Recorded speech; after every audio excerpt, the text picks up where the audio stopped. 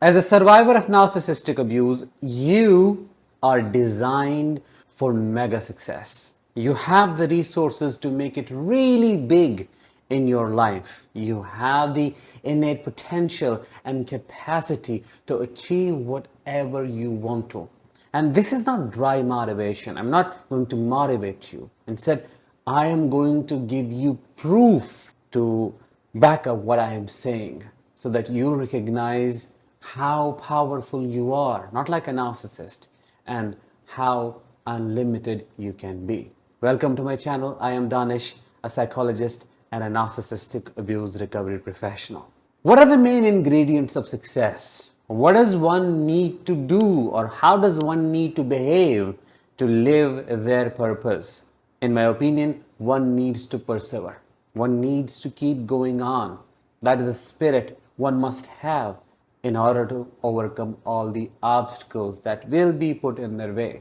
I want you to consider your history for a second. What haven't you overcome? What haven't you been through? You were psychologically tortured, physically isolated, emotionally abused, and financially destroyed. What haven't you dealt with? Your narcissistic family, your narcissistic partners, they did all the bad stuff they could do to you, yet you are here still standing on your feet listening to me. Even though at times you felt like doing so, but you did not give up. What does that make you? Really resilient. You have the skill of perseverance. You have the skill of facing tough times. And when it comes to achieving success, when it comes to making change in other people's life, you have to have that skill. Don't you have that already? Narcissists did not gift this to you. It's something that you have within yourself. It was an adaptation. You had to have it to survive. And that is what you can channelize now into the profession that you're interested in, into making it really big in any area in your life. You just have to process the trauma and know how to trust yourself. How can I say so? Well, that's what I did. The second ingredient is consistency, and by far this is the most important one. One does not need to be hardworking, because hard work cannot take you too far. But if you are consistent, if you show up for yourself every single day, no matter in what capacity, you are destined to win. Look at your history for a second. Haven't you been consistent in surviving and pushing you through? Yes, it was ugly sometimes. It's a mush, it's a mess. I understand, I believe it, I trust you. But what matters is the outcome. Haven't you been consistently winning? What is winning in this context? Winning is living, making it out alive, and not succumbing to a narcissist's abusive tactics. In my opinion, as a survivor of narcissistic abuse, you have been doing it all along. You know what it means to be consistent. Take any defense mechanism of yours, people pleasing. I don't like to call it people pleasing. I like to call it fawning, because that is what it is. You have been fawning for a long time without gaps, and you have been doing so consistently. Why? To preserve yourself, to protect yourself. No matter how ugly the behavior is, or no matter how ugly it looks, what matters is why it is there, to protect you. What was the intention? To keep yourself safe, to give them what they wanted so that they could leave you alone and you could be safe. You have been consistently protecting yourself, consciously and unconsciously. Why can't you now achieve what you want? Because you have it. Number 3, you need a lot of courage, because you are going to face obstacles. You will have to do things that most people don't. You will have to experience things most people don't. You will have to have the courage to believe in yourself when others do not. I'm talking about entrepreneurship. I'm talking about starting a business or something like that. All of this is needed. But my dear survivor, look at your history. Your beautiful history of survival. I know it doesn't look beautiful at all in terms of how resourceful you are. That's what I'm considering here. Haven't you been courageous all along? Haven't you been courageously fighting back? By fighting back, I do not necessarily mean like fighting a narcissist like this. No, not necessarily. I'm talking about the tough times you had to go through, the troubles, the struggles. Haven't you been fighting for your kids, for those who matter and were impacted by that narcissist? You have the courage, which is the reason why you are here trying to set yourself free, or you may have done that already. You have the courage because you truly have been through things. You have done things that most people don't, which is why many do not understand your journey of survival, which is why many blame you for cutting ties off with your parents. They say, oh, after all, they're your parents, but you know they're monsters. You have the courage to be a cycle breaker, to sit with all the generational trauma that was being passed along. Nobody took a pause and addressed the issue at its origin, but you are doing that. You have the courage to feel the pain your ancestors avoided to address. What else do you need?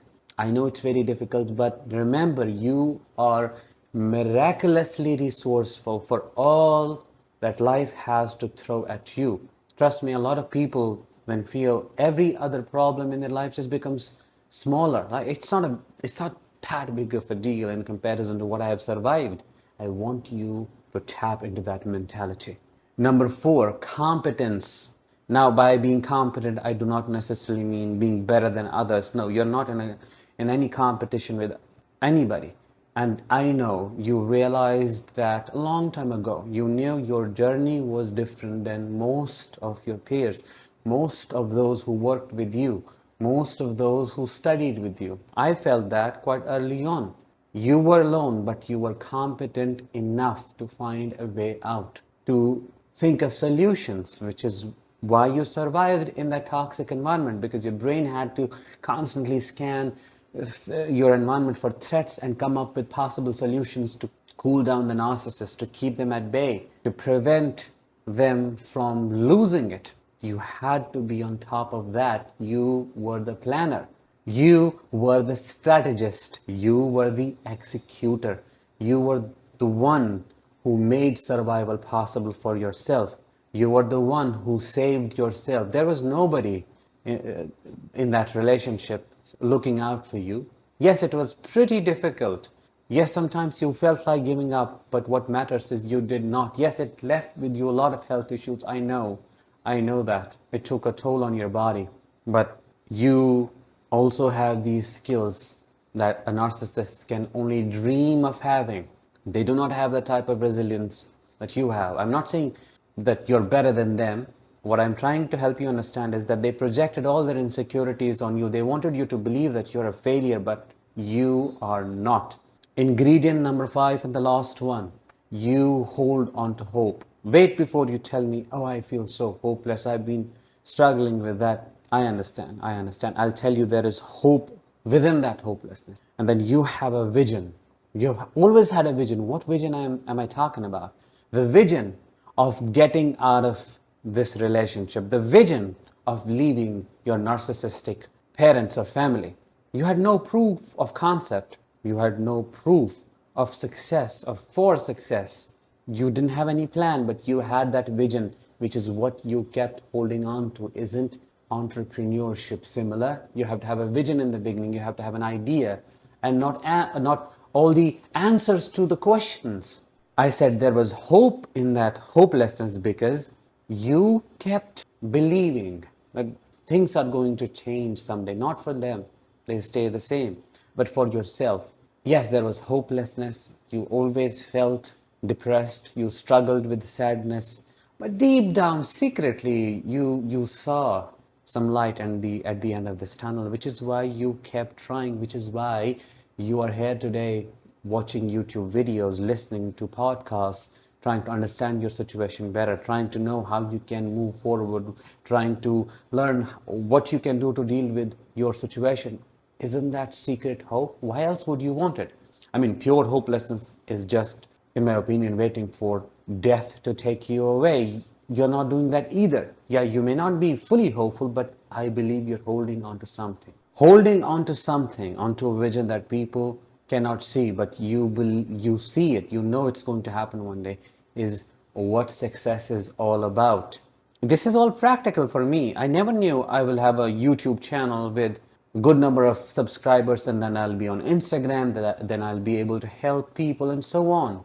My passion right from the get-go was to help people truly. I didn't know how. I was doing it quite codependently, losing myself in the process. I never knew I will be able to do what I am doing today, but see, here I am. And it's not just me, so many survivors out there who are now helping others. That is what it means to have hope, and that's what it means to having a vision. To sum it up all, what do we need? We need perseverance. You have it. You are resilient beyond what I can express in words. You have the courage to face any obstacles. Are you tired? Indeed you are. But you have what it takes. Remember that. Then you are competent enough. You know what to do. And then there is consistency, which is the main and the most important ingredient for success.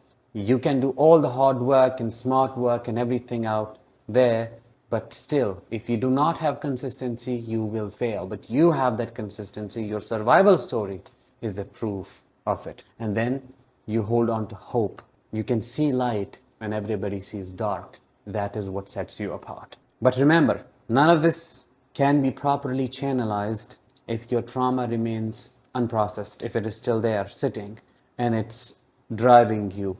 You're unconsciously reacting to life. You have to take responsibility, step in, and work on what is unresolved to become who you truly are, your best authentic self. With that, let's bring this episode to an end. Thank you so much for tuning in and listening. As always, let the healing begin and continue.